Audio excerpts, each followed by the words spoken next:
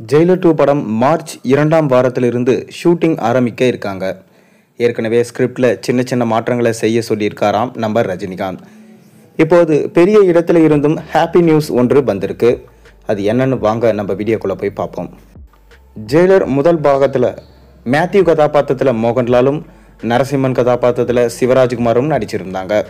இந்த படத்தில் இவர்களது நடிப்பு அனைவரையும் வெகுவாக கவர்ந்திருந்தது. படத்திற்கு எக்ஸ்ட்ரா பூஸ்ட் கொடுத்திருந்தாங்க. இந்நிலையில் 2ஆம் பாகத்தில் இவர்கள் இருவருக்கும் முக்கிய பங்கு கொடுக்குமாறு ஸ்கிரிப்ட் எழுத சொல்லியிருந்தார் சூப்பர் ஸ்டார்.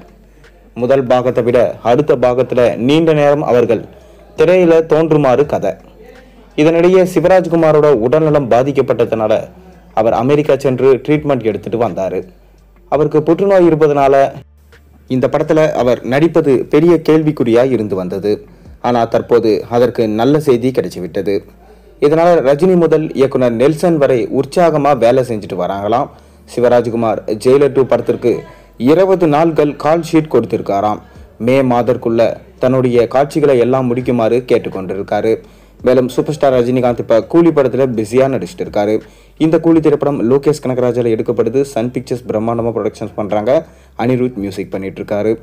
இந்த படம் மார்ச் மாதத்தோடைய முதல் வாரத்தில் படப்பிடிப்பு முடியும் என்று சொல்லப்படுது. மேலும் சூப்பர் ஸ்டார் ரஜினிகாந்த் அவரோட போர்ஷன்ஸ் எல்லாத்தையும் முடிச்சிட்டாராம். அதனால் இனி அவர் பிரச்சனையே இல்லாமல் ஜெயிலர் 2 படத்தில் நடிக்க கிளம்பிடுவார். கொஞ்சம் மாதம், அதாவது ஒரு மாதம் ஃபுல்லாக ரெஸ்ட் எடுத்துட்டு இதற்கப்புறம் பார்த்தீங்கன்னா நம்ம ரஜினிகாந்த் ஜெயிலர் 2 படத்தில் இணைய போகிறதா சொல்லப்படுது.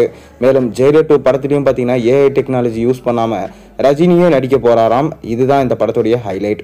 மேலும் ரஜினி டூப்பெல்லாம் வேண்டாம், நானே எல்லா சீன்ஸ்லையும் நடித்து கொடுத்துட்றேன் அப்படின்னு சொல்லிட்டு நம்ம நெல்சன் கிட்ட சொல்லியிருக்காராம். மேலும் முழுக்க கமர்ஷியலாக உருவாக்கப்பட்டிருக்க இந்த படத்தில் பாலகிருஷ்ணாவுக்கும் ஒரு சின்ன ரோல் கொடுக்கும்படி நம்ம ரஜினிகாந்த் சொல்லியிருக்காராம். அதாவது தெலுங்கு உலகின் சூப்பர் ஸ்டாராக இருக்கும் பாலகிருஷ்ணா இப்போ ரஜினியோடு சேர்ந்து தமிழில் என்ட்ரி கொடுக்க போகிறாரு.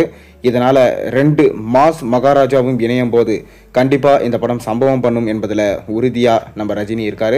அதனால் ஜெயிலர் 1 போலவே ஜெயிலர் 2 படமும் சம்பவம் செய்யும். கிட்டத்தட்ட 1000 கோடிக்கு மேலே, அதாவது 1500 கோடிக்கு மேலே வசூல் செய்யும். ஏன்னா கூலி படத்தை தான் 1000 கோடி வசூல் செய்யும் சொல்லப்பட்டு வருது. இந்த படம் 1500 கோடிக்கு மேலே வசூல் செய்யும் என எதிர்பார்க்கப்படுது. நீங்கள் என்ன நினைக்கிறீங்க? ஜெயிலர் 2 படம் எந்த அளவுக்கு வரும்?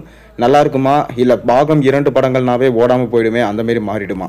உங்கள் கருத்துக்களை மறக்காம கீழே கமெண்ட்டில் சொல்லுங்கள். மேலும் சேனலில் போடுற ஒரு வீடியோஸும் பிடிச்சிருந்தா மறக்காம சேனலுக்கு சப்ஸ்கிரைப் பண்ணி லைக் பண்ணுங்கள், பெல் ஐக்கனை ப்ரெஸ் பண்ணுங்கள். அப்போ தானே போகிற வீடியோஸ் எல்லாம் உங்களுக்கு நோட்டிஃபிகேஷனாக வந்து சேரும்.